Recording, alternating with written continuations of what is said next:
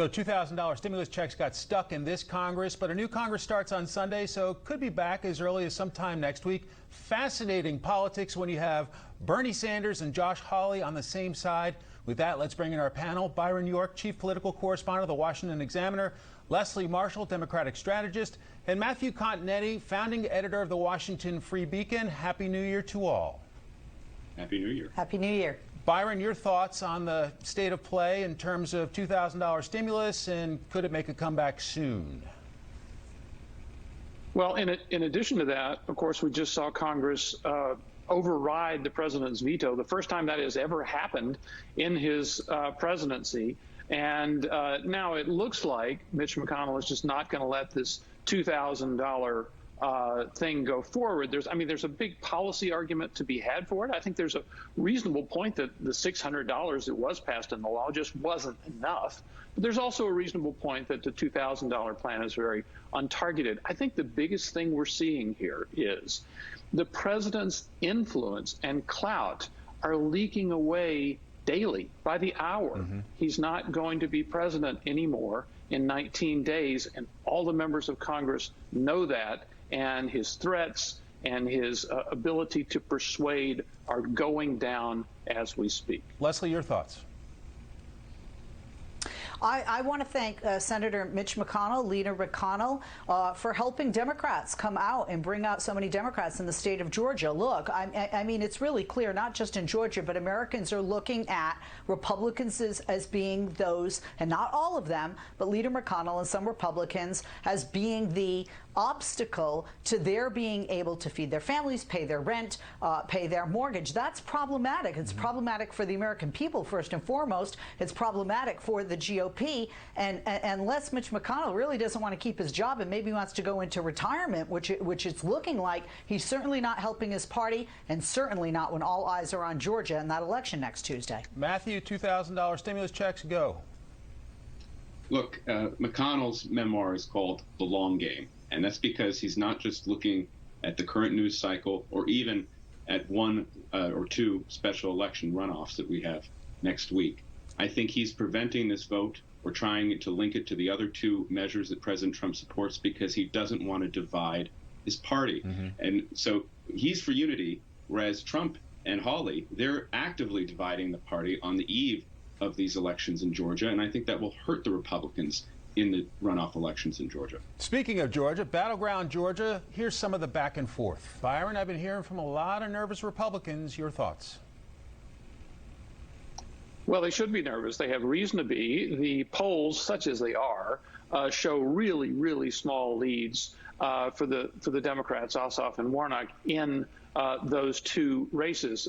What's really kind of fascinating here, the question is, what kind of electorate are we going to have? Is it going to be the same electorate that turned out in Georgia on November 3rd and very, very narrowly chose Joe Biden? Or will it revert to the older Georgia, more red electorate? We know that 3 million people have voted now, but at this time, before the general election, about 3.65 million people had voted. So it's a different group of people, and who they are is going to determine the outcome. Leslie, how do you read that massive early voting turnout? Well, when you look at, you got to break it down, and quite frankly, not just because I'm a Democrat, just looking at the raw data. If you look at Atlanta and the suburbs around Atlanta, which definitely were votes that went to Biden, are more blue Democrat voters, those numbers are exceeding what we saw in the general election. But in the rural areas that just really came out for President Trump in the general election, we're not seeing those types of numbers or enthusiasm in those areas. So I would say, look, it's very tight, but Republicans definitely have a need to worry. Georgia has changed. The voters have changed. The demographics of Georgia has changed. That's why Joe Biden won it, even though narrowly, and that's why we might have two Democrats flipping two red Republican seats next Tuesday. All right, we're running a little tight on time, so let's get to winners and losers.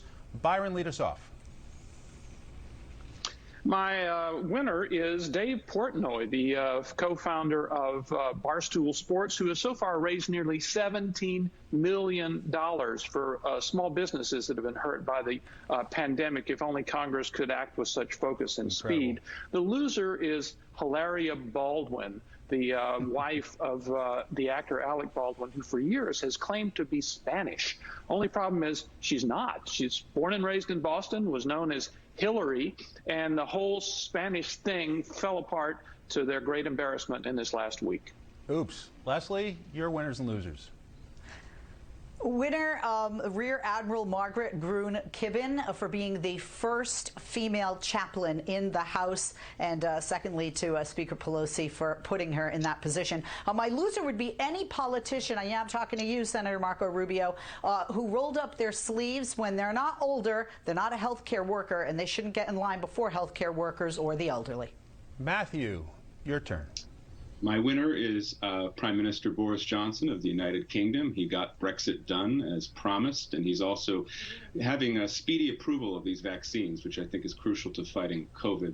My loser is California Governor Gavin Newsom, whose draconian lockdown measures have not bent the curve, and they're also fueling a growing recall challenge to his authority there. Well, it is New Year's Day. Happy New Year to all of you, and it's a great time for some predictions and, of course, New Year's resolutions. Perhaps you've made some of your own. We are back with our panel, Byron, Leslie, and Matthew. Happy New Year again. And Byron, lead us off with your prediction.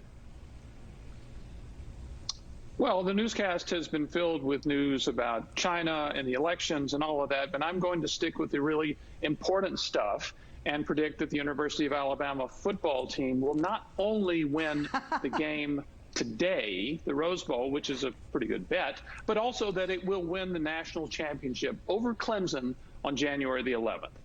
Byron, I don't know anything about a football game. We're here. We're doing special report. But, Leslie, your prediction. Thank you.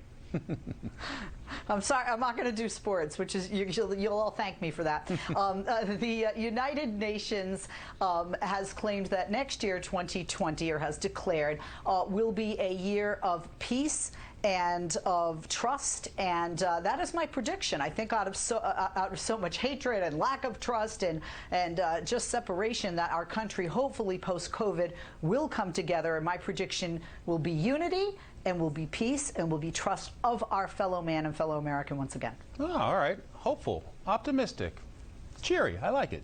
All right, Matthew, your prediction. Well, since Woodrow Wilson, presidents have made it a point to deliver the State of the Union in person. There have only been a couple of exceptions in the 90 years since Woodrow Wilson established this tradition. I predict that Joe Biden will become the first president to deliver a virtual State of the Union address sometime next February. Fascinating. All right, so we've asked our panelists to make resolutions for politicians, since Special Report is the political show. So, Byron, what's your resolution for a politician? Go. Well, my resolution is for Democratic Representative Eric Swalwell, who should probably resolve to stay away from foreign spies in 2021. And he also might want to make plans to join another House committee in the event that he does not stay on the Intelligence Committee, certainly as Republicans hope happens. So huge uproar about his contact with an alleged Chinese spy and being on the intelligence panel. We'll see where that goes in the new year.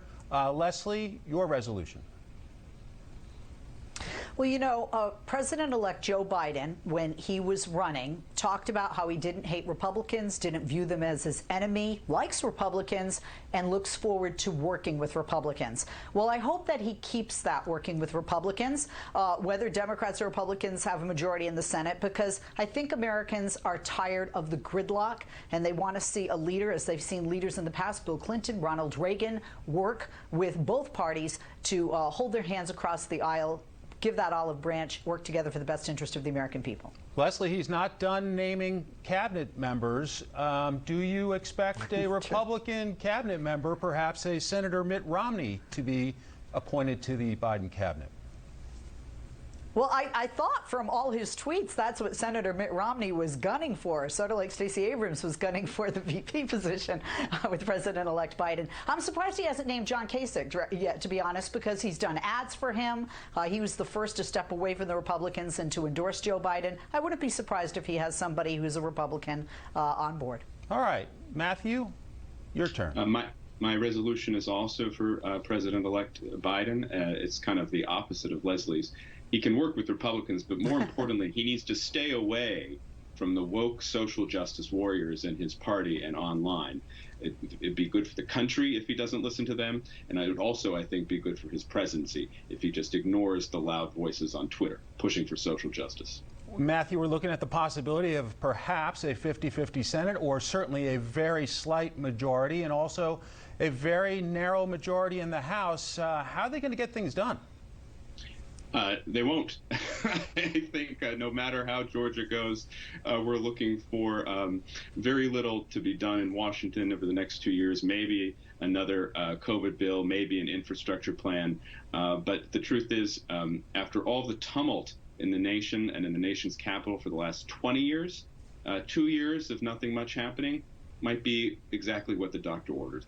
Byron, let me bring you in on that question. Looking at perhaps a 50-50 split in the Senate and a very narrow majority for Democrats in the House, how are things going to work over the next couple of years? You predicting gridlock?